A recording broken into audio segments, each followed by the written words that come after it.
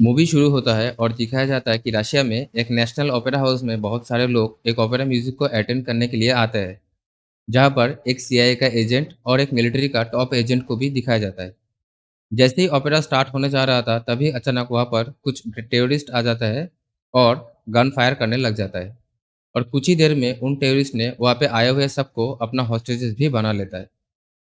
ये सब देखते हुए सीआईए का एजेंट वहां से भागने का कोशिश करता है, पर उस मिलिट्री एजेंट ने उसको गन दिखा के वहीं पर रोक लेता है। इस अटैक के न्यूज़ लोकल टास्क फोर्स वालों को मिल जाता है और वो लोग जल्दी वहीं पर आ जाता है और सब टास्क फोर्स अपना-अपना पोजीशन भी लेने लग जाता है। तभी मूवी का मेन हीरो को दिखाया जाता है, जिसका नाम है प्रोटैगनिस्ट, और वो अपना एक टीम लेके बाहर एक गाड़ी में वेट कर रहा था। और ये लोग भी लोकल टास्क फोर्स की तरह सेम ड्रेस में था। पर बाद में पता चलता है कि इन लोगों का एक अलग टीम है जो अपने हिसाब में अपना-अपना काम कर रहे थे। पूरा ओपेरा हाउस को लोकल टास्क फोर्स ने चारों तरफ से घेर लेता है और वेंटिलेशन के थ्रू एक गैस छोड़ता है, जिसकी वजह से वहाँ पे आए हुए सारे बंदे बेहोश हो जाता है। लेकिन टेररिस्ट के पास मास्क होता है और इसके कारण वो मास्क पहन लेता है और बेहोश होने से बच भी जाता है। टेररिस्ट वाले को लोकल टास्क फोर्स का आने का पता चल जाता है और उन लोगों ने ओपेरा हाउस के अंदर टाइम बम लगाना शुरू कर देता है। लेकिन तब तक प्रोटैगनिस्ट और उसके टीम सीआईए एजेंट के पास चला जाता है, जिसके पास वो पैकेज का इन्फॉर्मेशन था। उसके बाद प्रोटैगनिस्ट और उसके टीम सीआईए एजेंट को लेकर बाहर आ जाता है। लेकिन प्रोटैगनिस्ट और उसका टीम ये अच्छा थे। तो फिर प्रोटैगनिस्ट और उसका एक साथी फिर अंदर जाता है और सारे टेररिस्ट को मार के बम को कलेक्ट करके बाहर लेने के लिए कोशिश करता है। तभी उसी बीच प्रोटैगनिस्ट को एक टेररिस्ट हमला कर बैठता है, लेकिन एक बंदा आके प्रोटैगनिस्ट का जान बचाता है। प्रोटैगनिस्ट उसका फेस नहीं देख पाता है, सिर्फ उसके बैग में एक रेड कलर का स्ट्राइप था, बस वही प्रोटैगनिस्ट देखता है। बाद में प्रोटैगनिस्ट सीआईए एजेंट को लेकर बाहर आ जाता है, लेकिन गाड़ी में आते ही अचानक प्रोटैगनिस्ट पे हमला हो जाता है। और जब उसका होश आता है, एक बंदा उसे उस पैकेज के बारे में पूछता है और प्रोटैगनिस्ट को बहुत टॉर्चर भी करता है। लेकिन प्रोटैगनिस्ट बहुत लॉयल था, इसीलिए सुसाइड पिल खा के अपना जान दे देता है। अगले सीन में दिखाया जाता है कि उसका होश आता है और वो एक शिप में है। तो बेसिकली वो कोई सुसाइड पिल नहीं था, बल्कि एक बेहोश होने वाला दवा था। तब एक शख्स आता है और उसको डिटेल्स में सब कुछ बताता है। वो शख्स कहता है कि वो टेनेट नाम का एक ऑर्गेनाइजेशन में काम करता है और उन लोगों ने प्रोटैगनिस्ट को बचाया और उसको कोई एक खास काम के लिए चुना भी गया है। उसके बाद प्रोटैगनिस्ट को एक सेफ हाउस में भेजा जाता है, जहाँ पर वो अपना रिकवरी करता है और अपने ट्रेनिंग कंटिन्यू करता है। उसके बाद प्रोटैगनिस्ट का मुलाकात लौरा नाम का एक वैज्ञानिक से होता है, जो प्रोटैगनिस्ट को ये बोलता है कि मुझे पता है कि तुम यहाँ पर क्यों हो। प्रोटैगनिस्ट का पूछने पे वो बताता है कि तुम यहाँ पर वर्ल्ड वॉर 3 को रोकने के लिए आए हो, और उसे ये भी बताता है कि इस वॉर में टाइम ट्रैवल की एक पार्ट, जो कि टाइम इन्वर्स है, उसको इस्तेमाल किया जा रहा है। तब प्रोटैगनिस्ट को ओपेरा हाउस का सीन याद आता है, जब उसका जान किसी शख्स ने बचाया था, पर उसे समझ नहीं पाता है। उसके पूछने पर लौरा उसे एक शूटिंग रूम में लेके जाता है और एक पिस्तौल देता है जो पहले से खाली था, और उसे शूट करने के लिए बोलता है। जैसे ही उसने ट्रिगर दबाया था, उसने देखा कि एक गोली जो पहले से दीवार पर था, वो वापस आके पिस्तौल के मैगज़ीन पे रीलोड हो जाता है। तब प्रोटैगनिस्ट पूछता है कि ये सब क्या है और कहाँ से आ रहा है? तो फिर लौरा ने उसको बताता है कि ये सब इंडिया से संजय सिंह नाम का एक बंदा, जो कि आर्म डीलर है, वो यहाँ पे सप्लाई कर रहा है। उसके बाद प्रोटैगनिस्ट इंडिया आता है और संजय सिंह को तलाश करने लग जाता है। तब उसका मुलाकात इस मूवी का एक और मेन कैरेक्टर नील से होता है। फिर इन दोनों ने मिलके एक प्लान करता है और एक रात को इन दोनों ने एक साथ उसके घर पर जाता है और उसे ये पूछता है कि क्यों तुम ऐसे गोली बना रहे हो? तब वहीं पर संजय सिंह की पत्नी पिया आती है और उसे बताता है कि ये गोली वो खुद बना रही है, बल्कि संजय नहीं। और वो ये भी कहता है कि उसने गोली रशिया में एक बंदे के पास बेचा था, जिसका नाम है एंड्रयू सैटो। पर पिया ये बताती है कि जब उसने गोली बेची थी, तब वो सब बुलेट नॉर्मल था। अब वो अचानक टाइम के इन्वर्स या फिर टाइम इन्वर्स कैसे चल रहा है, उसको पता नहीं। तब प्रोटैगनिस्ट ये पूछता है कि एंड्रे तक कैसे पहुंच पाए। तब पिया बताती है कि उसके पास जाने का एक ही रास्ता है, और वो है उसका पत्नी, मूवी में जिसका नाम है कैट। तभी वहां पर पुलिस आता है और प्रोटैगनिस्ट और नील अपना जान बचा के वहां से भाग जाता है। अगले दिन प्रोटोगोनिस्ट जाके माइकल क्रॉसबी नाम का एक ब्रिटिश एजेंट से मिलता है जो कि कैट तक पहुंचने का एक जरिया था, क्योंकि कैट तक पहुंचना भी इतना आसान नहीं था। ये प्रिया ने प्रोटोगोनिस्ट को पहले ही बता दिया था। तब माइकल क्रॉसबी ने प्रोटोगोनिस्ट को ये बताता है कि मैं तुम्हें एक फेक पेंटिंग दूंगा, और अगर तुम उस फेक पेंटिंग को रियल बताते हो तो शायद कैट तुमसे मिलने के लिए राजी हो जाए, और उस दौरान शायद तुम एंड्रयू तक पहुंच सकते हो। नेक्स्ट सीन में दिखाया जाता है कि प्रोटोगोनिस्ट कैट से मिलने के लिए जाता है और उसे वो पेंटिंग दिखाकर असली पेंटिंग का दावा करता है, लेकिन कैट उसका झूठ पकड़ लेता है। उसके बाद कैट के साथ प्रोटोगोनिस्ट का थोड़ा बहुत वार्तालाप होता है और वो बताता है कि एंड्रयू ने कैट को ब्लैकमेल करके रखा है। तो प्रोटोगोनिस्ट कैट को उसकी लाइफ हिस्ट्री बताने के लिए बोलता है। तो कैट बताता है कि एक बार हम लोग टूर पे गए थे, तब मैंने एंड्रयू के साथ टाइम बिताने के लिए कोशिश की थी, लेकिन एंड्रयू के पास टाइम नहीं था, उसके पास सिर्फ काम और काम ही था। और इसके बाद कैट थोड़ा गुस्से में आके वहीं से चली जाती है। लेकिन थोड़ी देर बाद कैट फिर से वापस आती है, पर एंड्रयू उसे नहीं दिखाई देता है बोट में। लेकिन उसके जगह पे जब वो लोग बोट पे आ रहे थे, तब एक लड़की को उसने बोट से पानी में कूदते हुए देखा था। और कैट ये भी बताता है कि उसने एंड्रयू से एक पेंटिंग चुरा के बेचने की कोशिश की थी, पर एंड्रयू उसे पकड़ लेता है, और इसके बाद से एंड्रयू उससे बहुत नाराज़ भी है। तब प्रोटोगोनिस्ट इसी बात को पकड़ लेता है और कैट के साथ एक डील करता है कि अगर मैं एंड्रे के लॉकर से वो पेंटिंग चुरा लूँ तो तुम्हें एंड्रे से मुझे मिलाना पड़ेगा। और कैट इस डील में राजी भी हो जाता है और इस डील को एक्सेप्ट कर लेता है।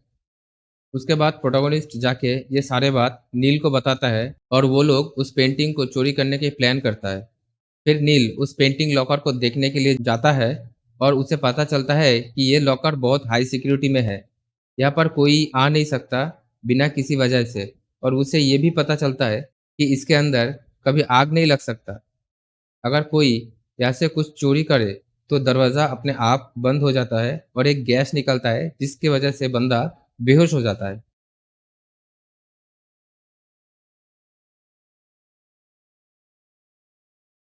इतना सब कुछ जानने के बाद नील और प्रोटोगोनिस्ट जाके माहिर नाम का एक बंदे से मिलता है और ये डिसाइड करता है कि जैसे ही वो लॉकर एयरपोर्ट के पीछे था, तो उन लोगों ने एक सोने से भरा हुआ प्लेन को वहीं पे क्रैश कर देगा, और जब पुलिस आएगा तो पुलिस उस गोल्ड को कलेक्ट करने में बिजी रहेगा, और तब तक में ये लोग उसके अंदर जाके वो पेंटिंग चुरा के वहां से भाग भी जाएगा।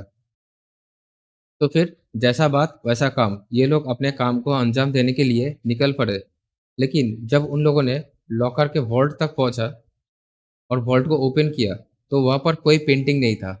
उसके बजाय वहाँ पर दो लिफ्ट टाइप का कुछ दरवाज़ा मिलता है, एक रेड कलर का और एक ब्लू कलर का, और कुछ बुलेट होल मिलता है उसके अंदर। अब अचानक वहाँ पर दो लोग आते हैं और उन दोनों पे हमला कर बैठता है। अब उन लोगों में बहुत लड़ाई होता है, पर यहाँ पर देखने वाली बात यह था कि प्रोटोगोनिस्ट जिसके साथ लड़ रहा था वो टाइम में उल्टा चल रहा था, और ये फाइट सच में देखने वाला फाइट था। और उधर नील जिसके साथ फाइट कर रहा था, वो कैसे भी करके वहां से भाग जाता है, पर नील ने उसका चेहरा देख लेता है। फिर सीन चेंज होता है और दिखाया जाता है कि प्रोटोगोनिस्ट कैट से मिलने आता है और उसे वादे के मुताबिक वो कैट को ये बोलता है कि अब मुझे तुम एंड्रयू से मिलाओ। लेकिन कैट को ये नहीं पता था कि उन लोगों ने वो पेंटिंग चुरा ही नहीं पाया। फिर कैट प्रोटोगोनिस्ट को एंड्रे से मिलाता है, लेकिन एंड्रे को उस पे शक हो जाता है और उसने बड़े आसानी से बाद में उसको पकड़ भी लेता है कि यही वो लोग हैं जिसने उसके पेंटिंग को चोरी करने के लिए हमला किया था। उसके बाद आंद्रे ने उसे मारने के लिए जाता है, लेकिन प्रोटोगोनिस्ट उसको ये कहता है कि अगर तुमने मुझे मार दिया तो तुम्हें कभी प्लूटोनियम नहीं मिलेगा। दरअसल आंद्रे हमेशा से प्लूटोनियम की तलाश में था और इसीलिए आंद्रे उसको छोड़ देता है और प्रोटोगोनिस्ट वहां से चला जाता है।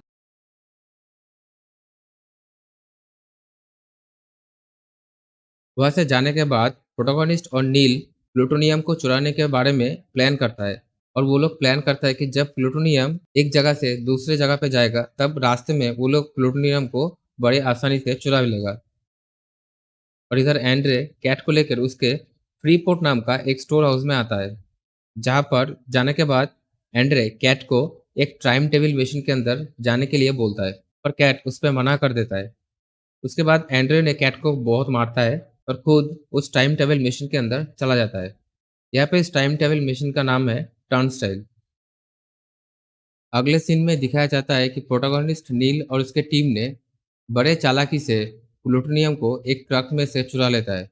पर कुछ ही देर में उन लोगों को पता चलता है कि उसमें कोई प्लूटोनियम नहीं है, बल्कि एक डिवाइस है जो कि एक एल्गोरिदम का एक पार्ट था। वो लोग यही सोच रहे थे और जा रहे थे, तभी अचानक वो लोग देखता है सामने से एक गाड़ी उन लोगों की तरफ आ रहे थे। लेकिन वो गाड़ी उल्टा चल के आ रहा था और वो लोग सोचता है कि ये कैसे हो रहा है। तभी वो गाड़ी उन लोगों के पास आता है और उन लोगों का साथ उल्टा चलने लगता है। तब प्रोटोगोनिस्ट और नील देखता है कि गाड़ी में एंड्रे है जो कैट को गन पॉइंट करके बॉक्स मांगता है। तब प्रोटोगोनिस्ट उसको वो बॉक्स दे देता है और एंड्रे वहां से चला जाता है। लेकिन कैट का हाथ बांध के उसी चलती हुई गाड़ी में छोड़ देता है। लेकिन प्रोटोगोनिस्ट ने अपने स्किल से कैट के गाड़ी में जाकर उसका गाड़ी रोक देता है। वो लोग सोच रहा था कि खतरा टल गया, पर नहीं। अचानक वहाँ पर एंड्रे का लोग आ जाता है और कैट और प्रोटोगोनिस्ट को पकड़कर उसके स्टोर हाउस में लेके जाता है। दिमाग को हिलाने वाला सीन अब शुरू होता है। प्रोटोगोनिस्ट देखता है कि वहाँ पर दो रूम है, एक में प्रेजेंट और दूसरे में पास्ट टाइम चल रहा होता है। दरअसल रेड कलर का जो रूम था उसमें प्रेजेंट टाइम लाइन चलता है और ब्लू कलर का जो रूम है उसमें टाइम पीछे की तरफ जाता है। आंद्रे और कैट ब्लू कलर के रूम में होता है जो कि पास्ट की तरफ चल रहा था और प्रोटोगोनिस्ट रेड में होता है जो प्रेजेंट टाइम लाइन में चल रहा था। तब आंद्रे प्रोटोगोनिस्ट को पूछता है कि बॉक्स में से प्लूटोनियम कहाँ गया जबकि तुमने मुझे खाली बॉक्स दिया है। लेकिन प्रोटोगोनिस्ट उसको बोलता है कि नहीं, मैंने तुमको प्लूटोनियम के साथ ही बॉक्स दिया है। और तभी प्रोटोगोनिस्ट को वहाँ पर दो आंद्रे दिखाई देता है और ये बताते हुए सुनता है कि इस रूम में अभी जो भी होगा मुझे तुम स्टेप बाय स्टेप बताना। और जाके कैट को बहुत टॉर्चर भी करता है। तब प्रोटोगोनिस्ट को सब कुछ समझ आता है और वो डिटेल्स में एंड्रे को सब कुछ बताता है। ये सब कुछ सुनने के बाद एंड्रे कैट को टाइम इन्वर्टेड गन से शूट कर देता है और वहां से चला जाता है। तभी वहां पर नील और उसका एक और टीम आ जाता है जिसका लीडर का नाम होता है इवान। बाद में प्रोटोगोनिस्ट नील और इवान को ये पता चलता है कि वो सभी टेनेट का ही मेंबर है, बस अपना अपना काम अपने दिए हुए कमांड के अकॉर्डिंग कर रहे थे। लेकिन इधर कैट की हालात खराब हो रहे थे क्योंकि एंड्रे जो प्रेजेंट टाइमलाइन में था उसने पास्ट के टाइम इन्वर्टेड गन से उसको शूट किया था, जो कि पहले से वो लेडी वैज्ञानिक ने बोला था कि वैसा करना बहुत हानिकारक होता है और अगर ऐसा हुआ तो उसका बचने का कोई चांस नहीं होता है। तब उन तीनों ने मिलके ये ठीक करता है कि वो लोग एक हफ्ता पीछे टाइम ट्रैवल करेगा। लेकिन तब प्रोटोगोनिस्ट को ये पता चलता है कि एक हफ्ता पहले जहाँ पर वो लोग टाइम ट्रैवल करना चाहता है वहाँ पर उस टाइम पे प्रोटोगोनिस्ट और नील दोनों एक साथ ही था। तो प्रोटोगोनिस्ट ये डिसाइड करता है कि पहले वो जाके पास्ट के प्रोटोगोनिस्ट और नील को दूर करेगा और उसके बाद नील और इवान कैट को लेकर टाइम ट्रैवल करेगा। एक ऐसा ही एक रास्ता है जिससे कैट का जान बच सकता है। और फिर से दिमाग घुमाने वाला मैटर होता है। अगर कोई पर्सन टर्नस्टेल यूज करेगा तो वो टाइम में पीछे की तरफ सफर करेगा और उसके लिए दुनिया में घटने वाला हर एक चीज उल्टा ही होगा। इस दौरान उस पर्सन को ऑक्सीजन लेने की बजाय कार्बन डाइऑक्साइड लेगा और कार्बन डाइऑक्साइड छोड़ने की बजाय ऑक्सीजन छोड़ेगा। और एक सबसे बड़ी मेन बात जो ये है कि अगर किसी तरह से भी पास्ट प्रेजेंट के साथ टक्कर खा जाता है, मतलब अगर जो बंदा टाइम में पीछे चल रहा है वो अगर उसी का प्रेजेंट रूप से टक्कर खा लेता है तो उन दोनों उसी जगह पे ब्लास्ट हो जाएगा, मतलब एनाहिलेशन। और इसलिए एक फुल बॉडी कवर सूट भी पहनना पड़ेगा और ऑक्सीजन मास्क को भी यूज करना पड़ेगा। उसके बाद सीन चेंज होता है और वही प्लेन क्रैश सीन दिखाई जाता है और प्रोटोगोनिस्ट को अपने ही पास्ट से मुलाकात भी होता है। उसके पास्ट के पास टाइम इन्वर्टेड गन होता है और वो फाइट भी रिवर्स तरीके से करता है। लेकिन जैसे प्रोटोगोनिस्ट सेम पर्सन से पहले मिल चुका था तो उसका हर एक उल्टा मूवमेंट उसको पता होता है। तो प्रोटोगोनिस्ट अपने पास्ट को आराम से टैकल कर लेता है और उन्हें वहां से भगा भी देता है। और नील कैट को लेकर टाइम ट्रेवल कर लेता है जिसकी वजह से कैट की जान बच जाता है। फिर से एक और बार प्रोटोगोनिस्ट पिया से मिलने इंडिया आता है और पिया उसे इस बार सब कुछ सच बता देती है उस 9 पीस एल्गोरिदम के बारे में। एक्चुअली वो कोई एक डिवाइस नहीं है, बल्कि एक एल्गोरिदम है जिसको यूज करके एंड्रे पूरा पृथ्वी को पास्ट की तरफ भेजना चाहता है और ऐसे करके एक दिन पूरा मानव जाति खत्म हो जाएगा। अब प्रोटोगोनिस्ट के पास एक ही रास्ता था, जैसे तैसे करके भी एंड्रे से वो एल्गोरिदम चुराना था। प्रोटोगोनिस्ट नील इवान मिलके प्लान करता है और टाइम इन्वर्स में जाके खुद को ट्रेन करता है, क्योंकि इन लोगों को भी अंदर की तरह टेम्पोरल पिंसर अटैक करना पड़ेगा। ये लोग दो टीम में बांट जाते हैं, जहाँ पर रेड टीम प्रेजेंट के साथ अटैक करेगा और ब्लू टीम जो इन्वर्टेड टाइम के साथ अटैक करेगा। प्रोटोगोनिस्ट और इवन रेड टीम में होता है और नील ब्लू टीम में होता है। और वो दिन आ जाता है जिस दिन मूवी के शुरू में रशिया के ओपेरा हाउस में अटैक हुआ था। बेसिकली ये एक पैलिंड्रोमिक मूवी है, क्योंकि मूवी का शुरू जिस डेट और जिस जगह पे हुआ था, मूवी का खत्म भी वही डेट और वही जगह पे होगा। तब प्रोटोगनिस्ट को माइकल क्रॉसबी का एक बात याद आता है। क्रॉसबी ने बोला था कि एंड्रे उस जगह से आया है जहाँ पे बहुत सालों पहले एक बॉम्ब ब्लास्ट हुआ था और सबके सब मारे गए थे। ये लोग दो टीम में बांट जाते हैं और रशिया के उस बॉम्ब ब्लास्ट जगह पे चला जाता है जहाँ का जिक्र क्रॉसबी ने प्रोटोगनिस्ट के साथ किया था। ये लोग वहाँ पर चले जाते हैं और उस एल्गोरिदम को ढूंढने लगते हैं। तो बेसिकली रेड टीम जो प्रेजेंट टाइम लाइन में था और ब्लू टीम जो टाइम इन्वर्टेड था, वो उस एल्गोरिदम को दफनाने से रोक रहे थे। यहाँ पर दिखाता है कि इवन और प्रोटोगोनिस्ट एक टनल में चला जाता है और उन लोगों को वो नाइन्थ पीस ऑफ एल्गोरिदम मिल जाता है। लेकिन एक दरवाजा आता है उन लोगों के सामने, जो दरवाजा अंदर से लॉक था और वो लोग उसको लेने की कोशिश करता है। पर अचानक एक बंदा आके रोकता है और उस एल्गोरिदम को बॉम्ब के साथ सेट कर देता है। और इधर कैट, जिसको टाइम इन्वर्टेड करके बचाया गया था, उसने फ्यूचर में जाके एंड्रे के साथ बोट में आता है। और वही टाइम था जब कैट और एंड्रे टूर पर गए थे, जिसका जिक्र कैट ने प्रोटोगोनिस्ट को किया था पहली मुलाकात में। इधर कैट चालाकी से एंड्रे को मार देता है और खुद पानी में कूद जाता है। ये वही सीन है जब प्रेजेंट की कैट फ्यूचर की कैट को बोट से जंप करते हुए देखता है। लेकिन इधर आंद्रे के डेथ के बाद उसके घड़ी से एक सिग्नल चला जाता है बॉम्ब पे, जो कि ब्लास्ट टाइम स्टार्ट करने के लिए होता है। और इधर जब प्रोटोगोनिस्ट उस एल्गोरिदम को लेने के लिए अंदर जाता है, तब वहां पर एक डेड बॉडी देखता है, जिसका बैग में वही सेम रेड कलर का एक स्ट्राइप था, जिसने उसका जान ओपेरा हाउस के अंदर बचाया था। लेकिन वो बंदा अचानक खड़ा होता है और प्रोटोगोनिस्ट को फिर से बचा भी लेता है और फिर उल्टा भागते हुए चला जाता है। उसके बाद प्रोटोगोनिस्ट और इवन पूरा एल्गोरिदम कलेक्ट कर लेता है, लेकिन आंद्रे के मरने से वो बॉम्ब एक्टिवेट हो जाता है और वो लोग सोचते हैं कि यहाँ से कैसे निकल पाए।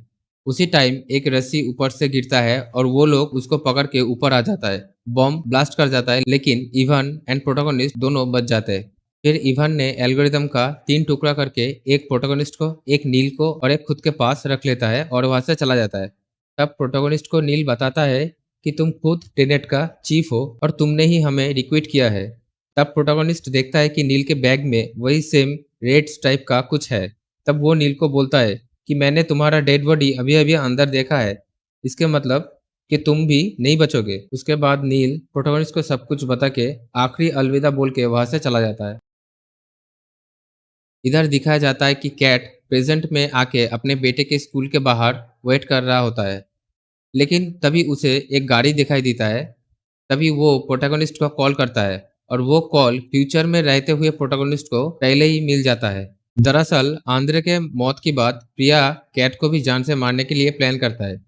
लेकिन प्रोटैगनिस्ट को ये सब प्लान पहले से ही पता था और वो पहले से ही प्रिया के गाड़ी में आ जाता है और प्रिया को भी मार देता है, क्योंकि कैट को मारना इस टेनेट ऑर्गेनाइजेशन के डील में नहीं था। और यहीं पे मूवी खत्म भी होता है।